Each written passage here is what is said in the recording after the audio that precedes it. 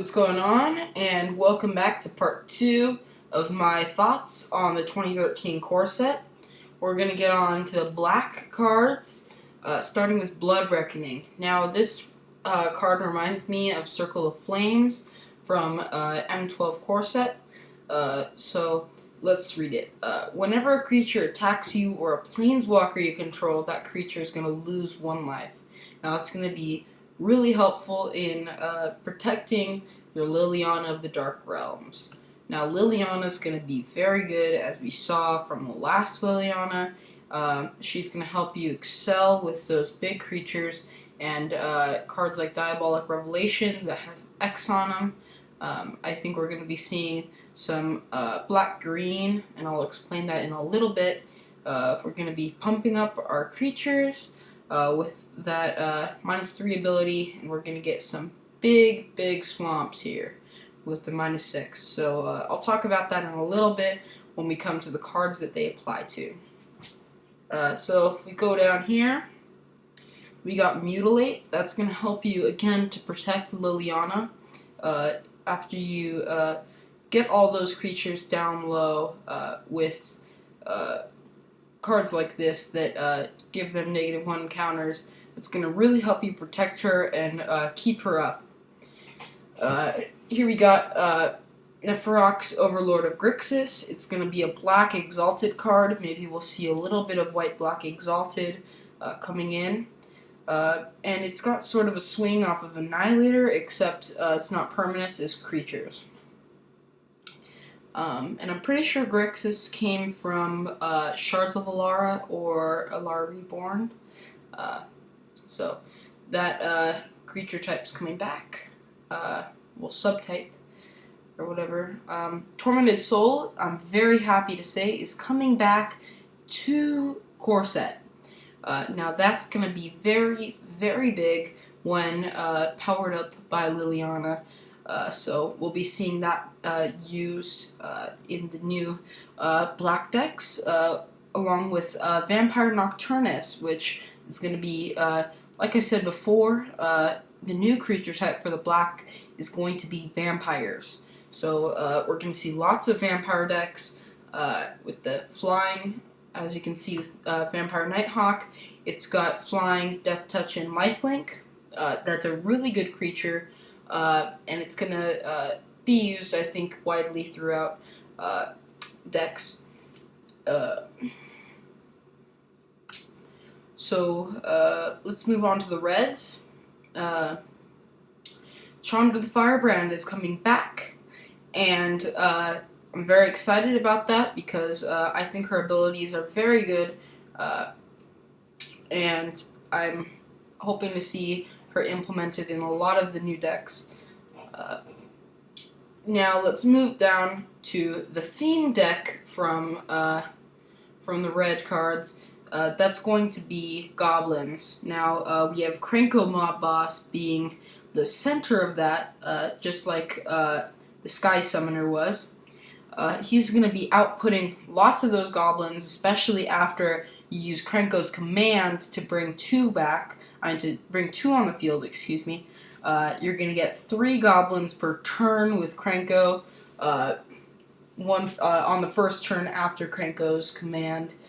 So be looking for that, as well as using Fervor to deal lots of damage with those goblins. They're going to be going back and forth with damage, and that's going to be very effective. Now, one thing that's going to be taking care of them is Magma Quake. If you're facing a burn deck, that's going to really destroy them, as well as Planeswalkers are going to be destroyed by Magma Quake. So I think we'll be seeing that against Liliana and a few other of those Planeswalkers, well, most Planeswalkers in general, that are really pesky. We're going to be seeing that used against them. Slumbering Dragon, I think, is going to be implemented well, but it's going to be interesting to see how it works out, based upon the fact that you have to wait until it's a 5/5 before you can attack or block. But then again, it can just be pumped up with Volcanic Strength. That will help a lot. Turn 3, 5/5. Thundermaw Hellkite, I don't really like as much as I thought I would. I generally enjoy dragons, but I'm kind of disappointed on this new one. Here we have Worldfire. It's going to be a very, very widely used card if you can use it right.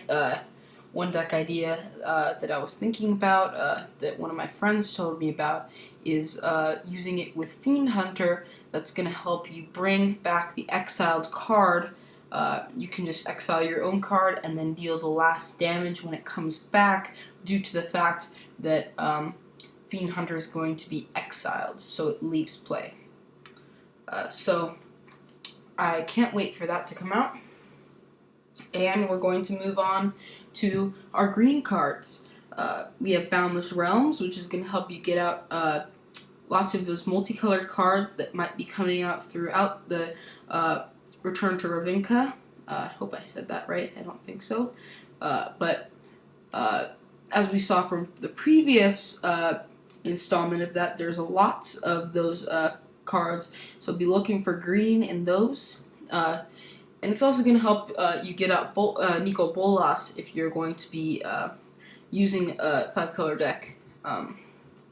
So here's Elder Scale Worm. I think that it's going to be a very great card to have in your green decks as long as you can implement it correctly, because a lot of 7s there, and I think that it's going to be hard to keep him on the battlefield. But we'll see how that plays out. Now, we have Farseek again to bring out those cards, well, in particularly your land cards, excuse me. Fungal Sprouting, I think, is going to help you keep those blockers out, defend your planeswalkers, as well as yourself against those pesky big creatures, like Primordial Hydra, which is going to be targeted a lot from those spells, and I think that it's going to be very hard to keep on the field, but if you can manage to keep it on the field, it's going to be very, very good on your side, as it's going to be very big and it has trample.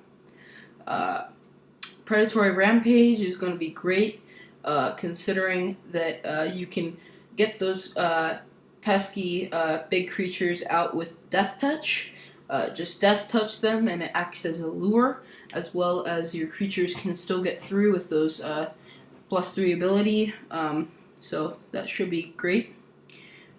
We have Thragtusk, which is going to be a good bouncer. You gain 5 life and then get a beast token, so I think he's not afraid to die. He can just charge in, and he's the new version of Solemn Simulacrum, although he doesn't give you any lands, but that's fine. Yiva's Nature's Herald is going to be good for using Death Touch creatures, much like Vipers were used. They can give flash to them, so that's going to be helpful against basically tripping off your enemy. When he attacks with those big creatures, he's going to be very surprised with that Death Touch creature. Nicol Bolas, we get to him at last. Nicol Bolas is going to be used with Gem of Becoming, definitely, to get out the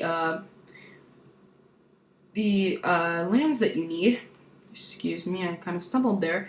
But you're going to be seeing Gem of Becoming, as well as Trading Post, to basically keep piling on those lands and getting Nicol Bolas out. And as we saw before, we could see lots of blockers coming from the Sprouts from a 5-color deck, the Fungal Sprouting, as well as our Circle, well, the equivalent of Circle of Fire, Blood's Reckoning.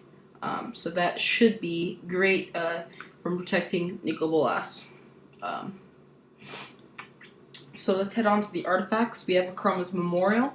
Akroma's Memorial is epic. It's going to give flying, first strike, vigilance, trample, haste, and protection from red and black. The protection is going to be very good against the targeting spells that are going to be very pesky and try and take out your big green creatures and all those good stuff. If you've played Duel of the Planeswalkers, You may have seen an elemental that gives 2 times the makes red spells deal 2 times the damage as they normally would, and that's going to help with that as well. Door to Nothingness is going to be very effective, I think, coming into M13, although some are going to be very anticipant about that 10 mana, 2 of each, but I think that with the Gem of Becoming as well as the green card, specifically Farseek, you're going to be able to get that out fairly quickly, and it's going to work very well, especially with those stall cards.